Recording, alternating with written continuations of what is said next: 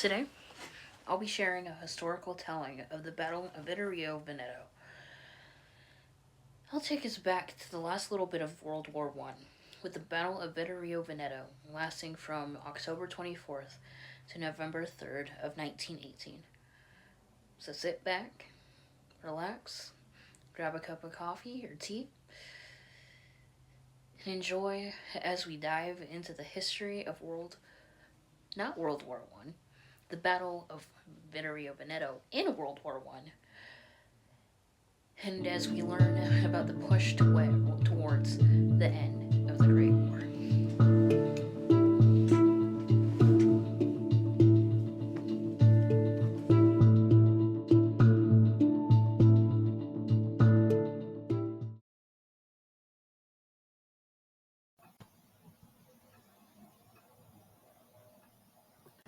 The Battle of Vittorio Veneto, starting from October 24th and ending on November 3rd of 1918.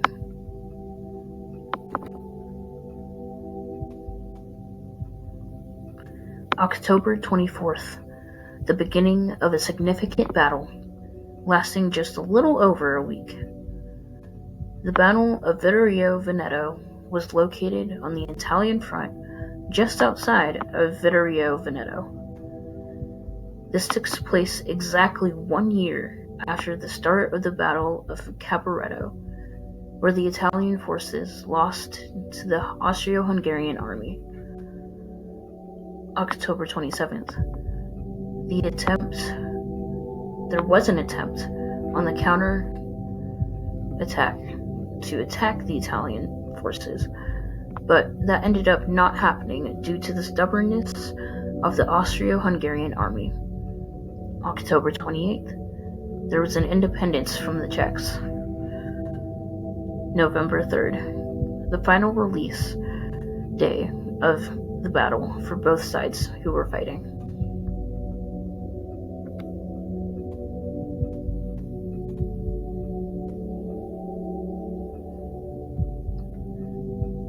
The Italian commander-in-chief, General Armando Diaz, led his military forces into a large offense across the Piave River in order to attack the Monte Grappa.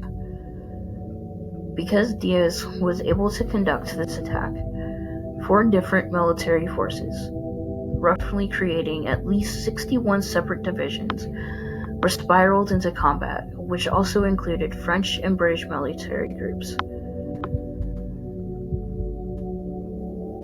When the Piave River, the river that Diaz and his soldiers had originally crossed, flooded over, Diaz was able to attack along the foothills of the Alps on October 24th. Though the 3 days of fighting that occurred did absolutely nothing as far as gaining anything for anyone, mainly territories, there was a bridge that was constructed over the flooded river. On October 26th, Diaz conducted a second wave of offenses to attack the Austro-Hungarian forces. Due to the amount of men already lost, the lack of resources, supplies, and weapons, and the lack of resources that were available for the soldiers, the Austro-Hungarian army was having a harder time being able to remain strong and defend against Diaz and his forces properly. Unfortunately, many soldiers were leaving their stations and units, which didn't help their fellow Austro-Hungarian brothers who were stuck fighting on the front lines. This gave Diaz and his men an upper hand. At the front lines, the Austro-Hungarian armies were cracking at the river. This was happening at the same time as the Declaration of Independence of the Czech government being seen as revenge for the Battle of Caporetto, which had just happened a year prior, and leaving the Italian forces with a large number of casualties. Italian forces had continued to push forward and gather prisoners from October 30th to the time that the armistice was signed and approved on November 3rd.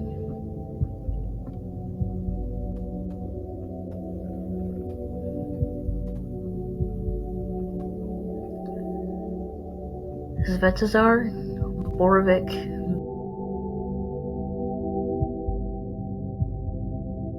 von Bojna, commander for the Austro-Hungarian armies, originally had several of his units on the river lines and was a little surprised that Diaz and his troops were able to attack. Though many of his soldiers were tired from being in battle constantly and not having much food, he thought that they were still in pretty decent condition. After Italian forces attacked and the Austro-Hungarian forces were starting to dwindle, whether it was due by death or just several were just up and quitting, he was beginning to realize that they were ultimately no match for the Italian forces. Bojna ultimately decided that the best thing for his soldiers would to relocate any or if all of his troops from the front lines. He did whatever he could to stop the advancements of the Italian troops, but it ended up being nearly impossible. Because some of the divisions were too stubborn to move from their locations, he was only able to move roughly 6 of the divisions.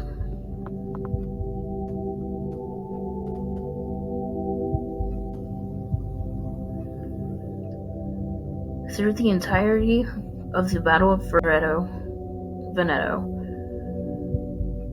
there were 4 main armies that were at war with their own separate divisions. The Italians had the 4th, 8th, 10th, and 12th armies who were battling up against the Austro-Hungarian army, the Arma Group Boluno, and the Isonzo army. This battle was initially instigated by the Italian troops because their ultimate goal was to do whatever they could to get more territorial gains by the end of the war. They decided that it would be best to exploit the Austro-Hungarian territories and armies due to how weak they already were, and to defeat them so that they could get their desired territories.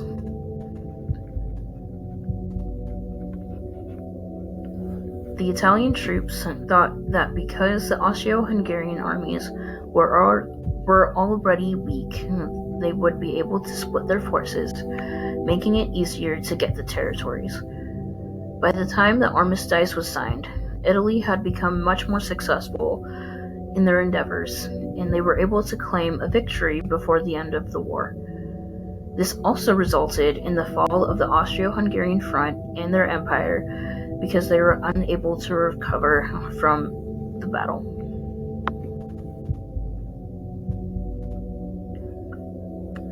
As mentioned briefly before, the goal of the Italian forces was to attack the already weak Austro-Hungarian forces. In order to fulfill the plan of Diaz successfully, they needed to reach the heart of the Austro-Hungarian Empire. The Italians already had a pretty good foot in the door with their weapons and artillery, making it much, much easier to attack. Of all the places that they could have chosen to make their first move, Diaz decided that Vittorio Veneto would be the best course of action because it was the one place that would be both easy to capture and to split the Austro-Hungarian army. In this process, Diaz felt slightly pressured from a political standpoint to attack because he wanted to prevent the signing of the armistice between the Austro-Hungarian army and the current president of the U.S., Woodrow Wilson.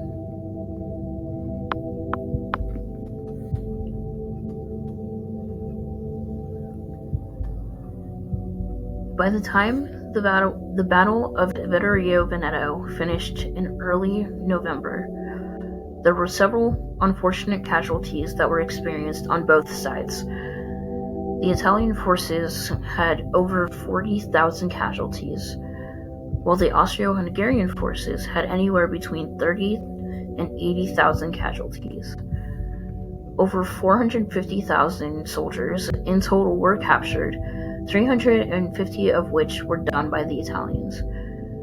It included a large amount of Germans, Romanians, South Slavs, Poles, and much, much more. After the Italian forces gained victory over the Austro-Hungarian forces and caused their empire to collapse, World War I came to a close just a week or so later.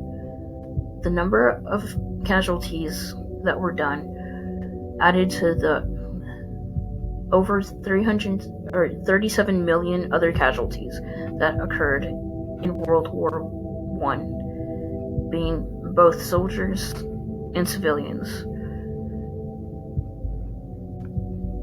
bringing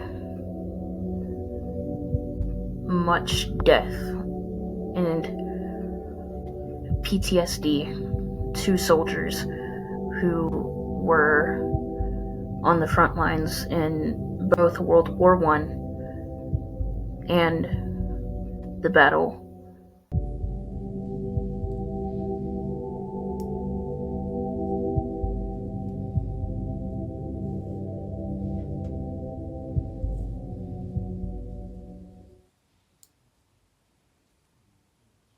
Hello again. I see that you've made it back to the end of our time together. There was, a lot that happened, of course, within the Battle of Vittorio Veneto. Diseases and wounds, soldiers, and even civilians dying left and right.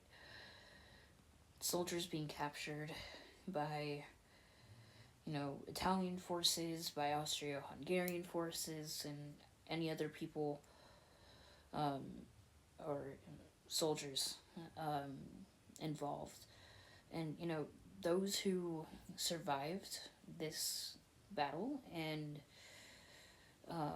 quite frankly, World War I in general, they experienced and suffered things that most people, like family members or, friends or, other loved ones, that, they could never have, imagined for themselves.